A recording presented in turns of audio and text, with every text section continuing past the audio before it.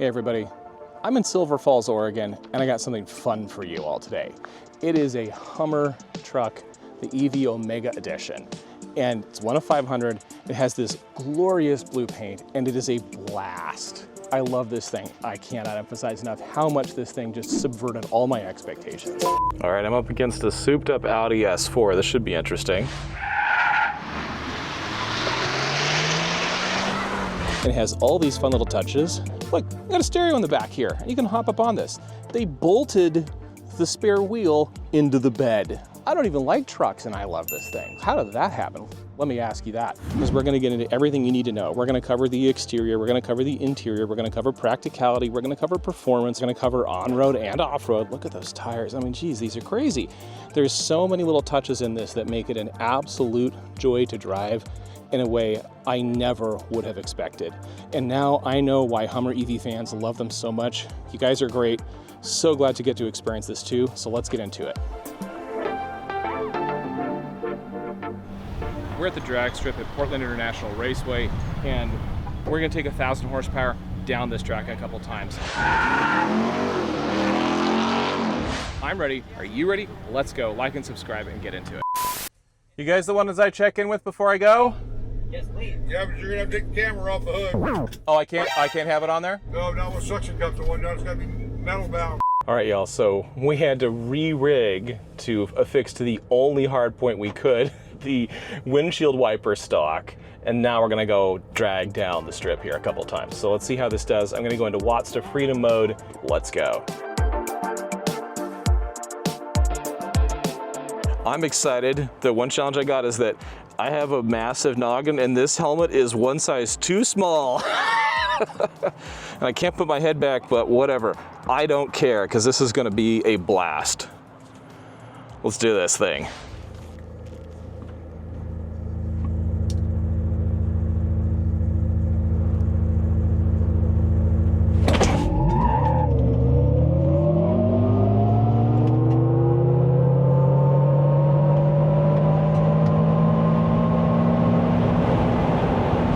Wow, just wow. I didn't say anything, I forgot. I was so excited, I completely forgot, and I ended up backing off near the end. I didn't even do a full one. So I need to go back out and do it again. Holy crap, that was fast. Oh my God, this thing went like maniac. But I hit the max speed of 106 pretty fast. I hit top speed before I even got far enough down the track. Oh. A 12? But what's the 0 to 60? 1.8? Good one? Yeah. All right, so I'm up against a TRX, a Ram TRX now. So first run, I hit 106, and that was it. But that's okay, because it did it so fast. I don't even think I was at 1/8 of a mile before that happened.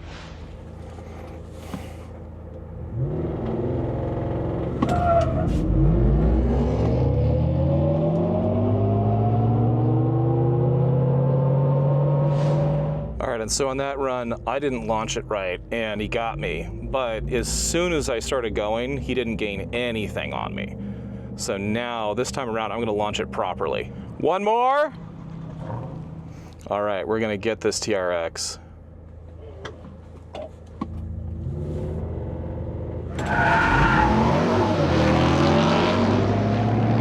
Yes, yeah, yeah! Leave it! Yeah! Oh my God, I gapped him. Annihilated that TRX. Holy shit. Woo! Oh my God, that felt good. He just had nothing. I took off and left him for dead. But right near the end, he started to catch up. Higher top speed in that. He's got a top speed of 118 and I've got 106. So in the end, I started losing out because I hit top speed before I was even done with the track and he was still going. But it wasn't enough to make it. That was a blast. Oh my God, let's do this again. 12 second, almost dead, 12.031 and a quarter mile in this thing. This thing runs at 12 second. I mean, I just want to point out how insane that is. 1,000 horsepower, 9,000 pounds and change, and I completely annihilated that TRX. This thing is amazing. I love this truck, and I want one. It's gonna be frank. All right, I'm up against a souped up Audi S4. This should be interesting. All right, last run for the night, guys. We're gonna make it count.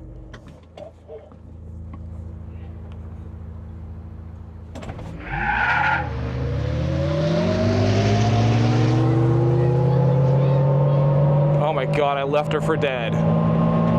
Wow. That was nuts.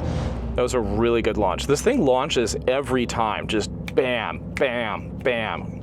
And there's no slacking of the torque right up until you hit the speed, but this keeps pulling all the way to its top speed, which is impressive because a lot of EVs do not keep pulling past like 60 and change.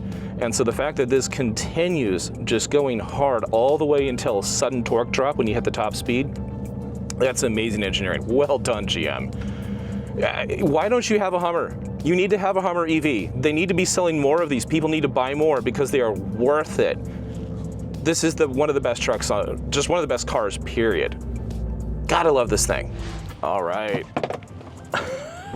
Wow. What a machine, oh my God. So, 1,000 horsepower, 9,000 pounds and change, 12.031 in the quarter mile again and again and again. He just does not quit. I mean, all of those guys these can all peel out as much as they want. This thing just does not stop. I love this truck. Whoa, wait. We went to the end of this video first. We need to go all the way back to the start because there's something you need to see.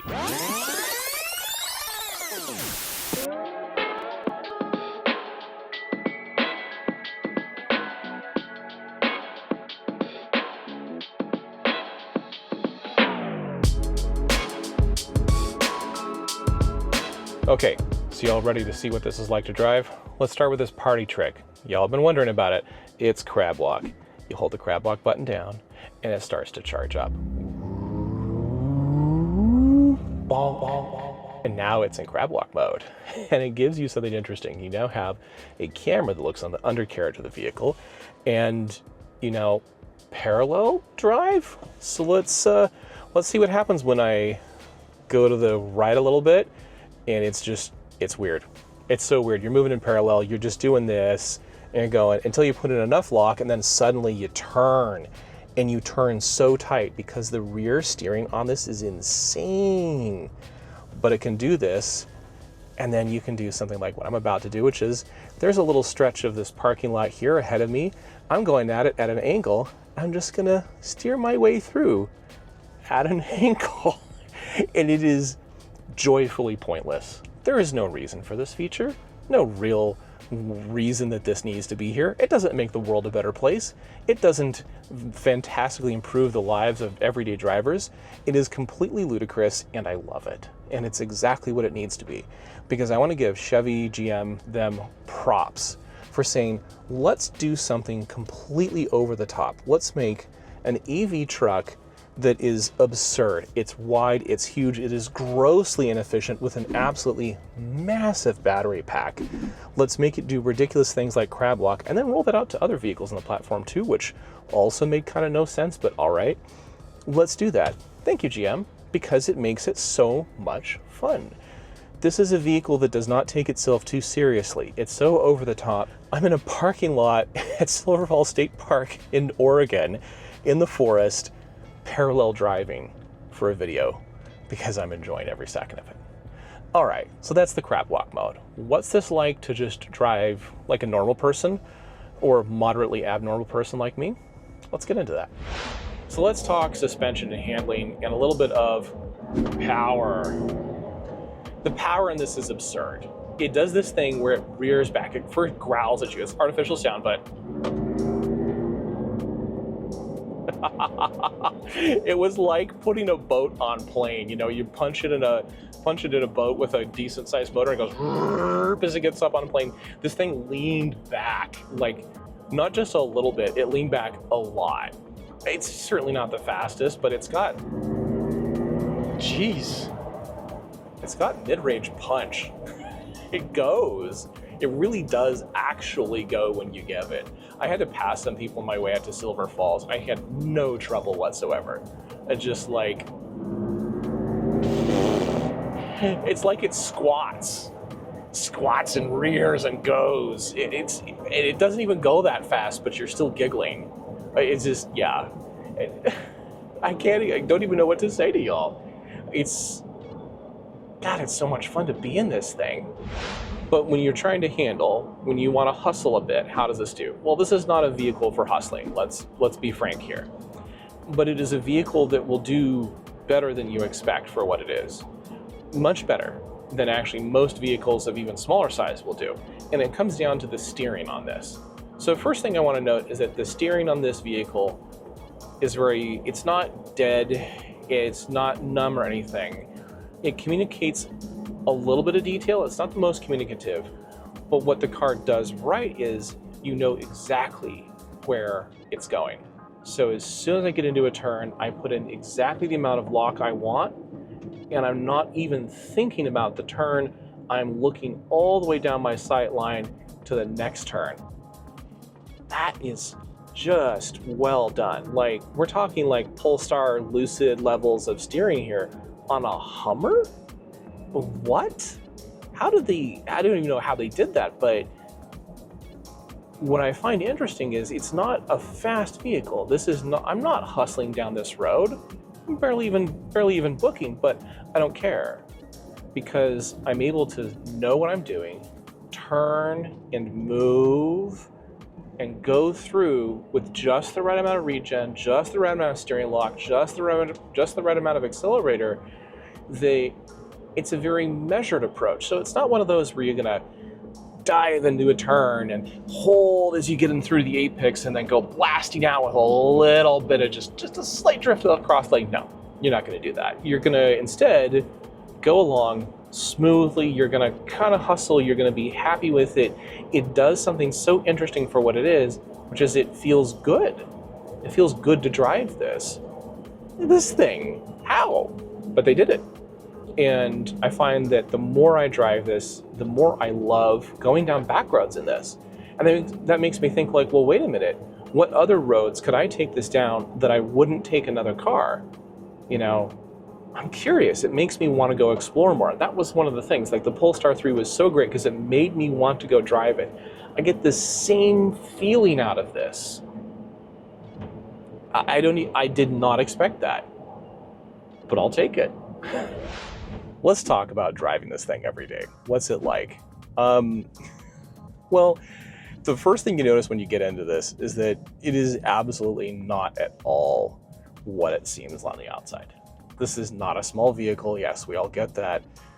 But it's also surprisingly easy to maneuver. Again, that rear wheel steering does a ton for it. It's not agile. This is not a sports car. Okay, we're just gonna completely just nix that right now. Don't even think about it being a sports car, but it doesn't need to be. It's not even trying to be. The R1T is absolutely a fantastic machine to drive every day. This is not intended to be that. But yet at the same time, what it does do, it does stunningly well. So if you saw my Silverado EV video, I was really genuinely surprised by how good the Silverado EV was. And my read on it there, link in the description and pop out banner here, my read on it there was that it's a great truck for people that are not EV drivers, that want to become an EV driver and want to be a part of that without necessarily making the changes or sacrifices needed for an electric vehicle. Some of the things that you lose in an EV, such as buttons in a lot of them, or a feeling like a gas car, the familiarity, that sense of continuity from an internal combustion engine vehicle over to an electric car that handles and operates very differently. This does an even better job, but it also does it firmly with its tongue in its cheek. It is hilarious because it's got these big screens, so well done. It's huge, it's wide, it has these extra ditch lights. It's not even a brick. This thing is trying to drive a concrete slab down the road. It does it really well. Because what GM did with this is they took advantage of packaging with the Ultium platform and everything they've used with it. this actually handles right. It handles well. It's not fast, but it turns beautifully. The steering is very well sorted. And in fact, it wraps itself around you in a way that you get a sense you know where the wheels are in this immediately. Like the hallmark of a good sports car is sitting in the car and immediately knowing where the wheels are, knowing exactly what it's going to do, being able to understand and anticipate the vehicle in a way that you can't with others because it does such a good job of communicating those things through. When I drove away, the moment I got in it, I knew exactly what it was going to do.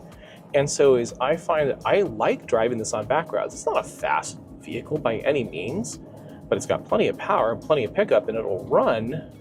But I can go driving down this road right here and be completely comfortable in a way that few other vehicles are. Okay, so what is this like to drive around every day in terms of interior comfort? It's got a lot of great features. I mean, it's got seat heating and seat cooling. It's got heated steering wheel. It's a bit noisy in here. I mean, again, this thing is like you're driving a massive thing through the air. It's got a lot of wind resistance, and around 40 to 55, there's some whistling from I think it comes from the ditch lights here up in the front. So it's got wind noise. It's not the quietest thing. These big knobbly tires put a lot of road noise in, yet it's actually surprisingly muted. So despite the noise, it's not intrusive. I've got excellent visibility, which again, these windows are very short. You might think that visibility is impacted, but no. And the vehicle is also so well set up that the only gripe I have is that the rear view mirror on the right side is just kind of funky. That's the only place where I find I have to look a lot, and I did wish it had blind spot cameras. But that's about it, and it keeps you from feeling like overwhelmed. So what is this like to live with every day? Well, I've had this thing for days and I've taken it everywhere. I've gone to the store, I drove my family down to an event in Salem, and now I'm out here in the hills driving around before I go pick them up. I went storm chasing yesterday. There were some thunderstorms. I wanted to go see some thunderstorms in this, so that was fun. I've taken it off-road. I've gone all over the place, and it's kind of hilarious. It's really, really worth your time. You can get these on the used market at a good price, and it's just an absolute hoot to drive. There's just no other way to put it. You get in this and you go, and if you're open-minded about a vehicle, if you are open to new experiences, and you look at this and you're not immediately turned off, you really need to get in it and drive it, because it's just so over the top and it's so much fun. I mean, I have not enjoyed a vehicle like I've enjoyed this one in a while. The Polestar 3 was such an amazing surprise. Loved that car. This is also a surprise on that level. It really has upended my expectations and really made me rethink what kind of vehicle I want. I'll say this right now. If I had a big enough garage and I had the money for it, there would be one of these in that garage. Not even kidding. Okay, so let's start with the exterior of this, because it is a beast. Now, as I said, this blue paint on it just looks fantastic. I mean, it is one of the few satin paints that I found like I would purchase, because it's not too satiny, it just looks right. The metallic blue has like this perfect shade, and they did a great job too. Like, this is the color scheme that I absolutely would want to get if I had one of these, which I kind of do want one of these. And it has like all these neat touches too. You got like flags, yay, you got all this stuff, but overall it comes together into a really nice package, and it's actually, I think this is the color combo to get. And I think the pickup is also better looking than the SUV because it has that kind of sloping back here, and it kind of moves around so that the pickup bit I think is better proportions. It's also got really interesting rear on it that does a couple of fun things. So let's take a look at this. Go ahead and pop this. Tailgate goes down. There's another button on here. There's a second button, and you pop that and it drops this down. Then you press that and you have steps in, and you also have a stereo in the back that came with this on the Omega edition, I believe. Now, they also did something interesting too. They put the spare tire on the back bolted into the bed, which is honestly ridiculous. It does impede your rear visibility a bit, but it's not too bad. But you can get in here really easily plenty of room. If you didn't have this in here, this would be easy to take places. You know, you'd be able to do a lot more utility with it. This is not a truck for utility. Let's just admit that to ourselves. But you've got more than enough pickup bed for most of the things you're ever going to want to do back here. I also want to show something interesting too. So I noted before, this is an Omega edition. It has the removable tops. You can turn this basically into a convertible, and you can store these in the front of the truck, which is actually really slick. So they did a great job with this, and I find it just hilariously fun. Another interesting thing too is the front of this. Let's go take a look there. I also love the mirrors. They did a great job here. Like, this comes together and the little extra ditch lights, but the front of this has really grown on me.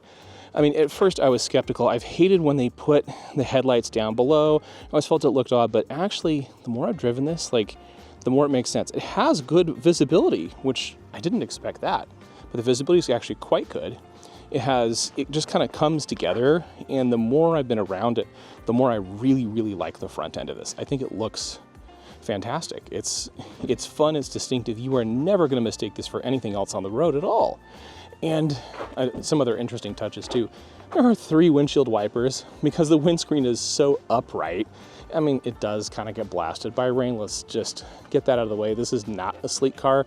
It is not an efficient truck. It has a unholy huge battery pack as a result of its complete inefficiency, but yet it'll get like close to 400 miles of range, and it really does get that, and it charges like a beast too. So overall, again, I love the exterior of this. I think it looks just fantastic. So let's go ahead and get in and take a look at the interior of this. It comes standard with running boards as well, at least on the Omega edition. It has something else too, which is these grab irons up here, which I really like. And the interior itself is fantastically roomy. It's beautiful, it's airy, it is huge. I have so much room. The center console is monstrous. The screen here is great. Visibility is also excellent.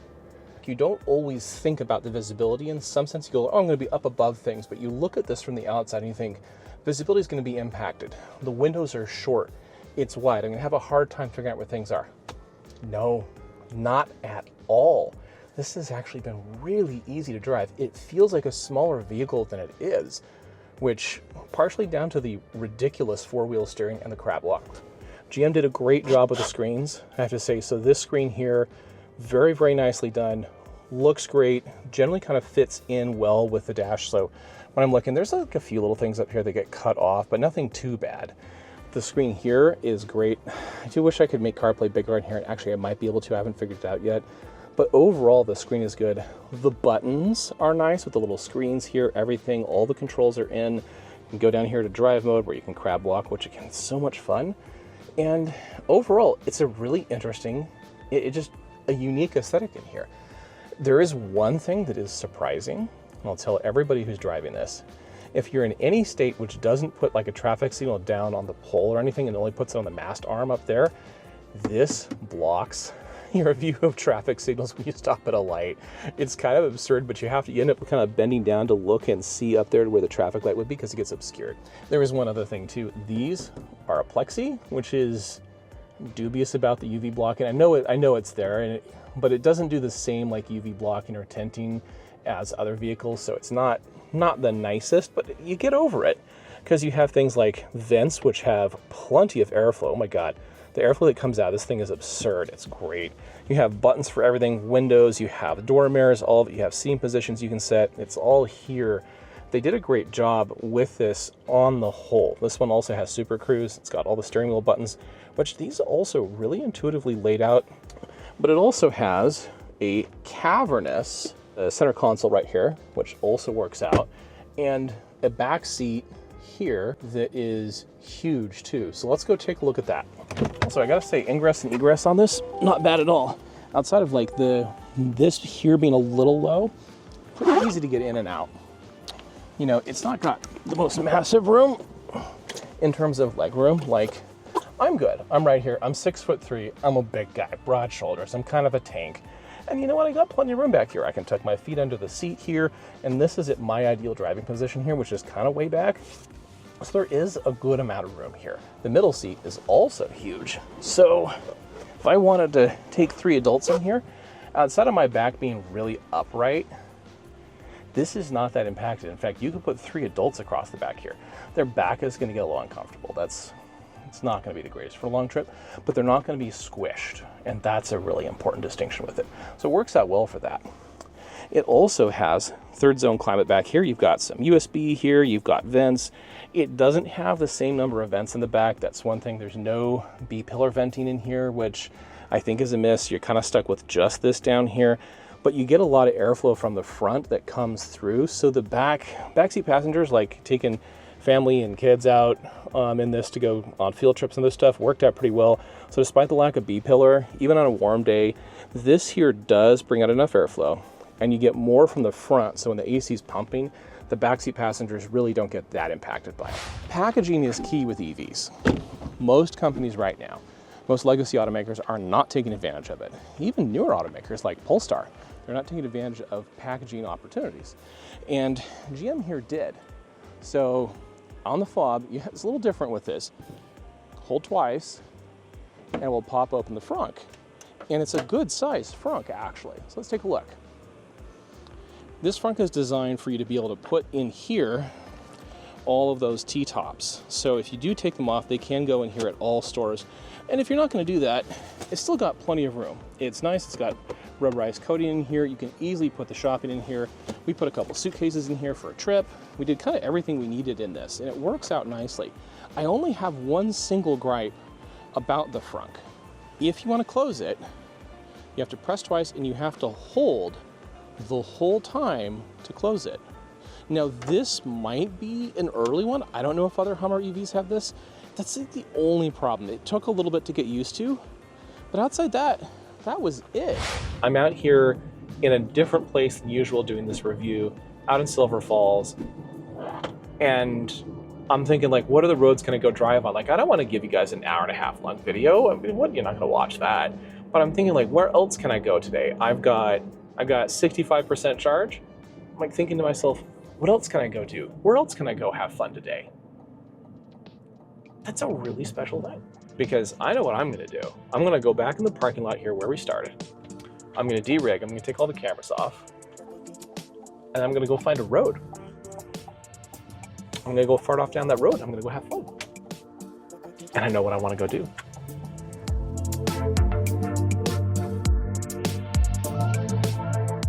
And you know what? I did find a road.